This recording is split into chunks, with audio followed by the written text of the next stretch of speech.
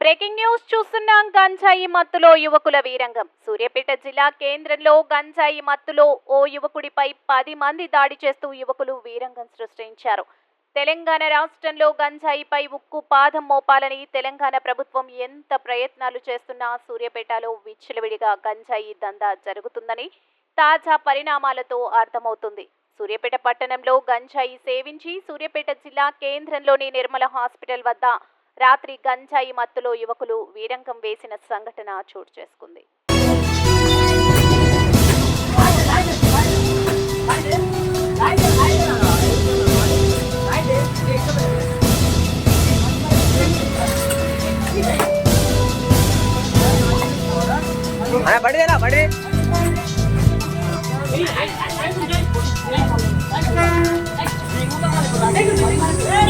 చిన్నగొడ్రా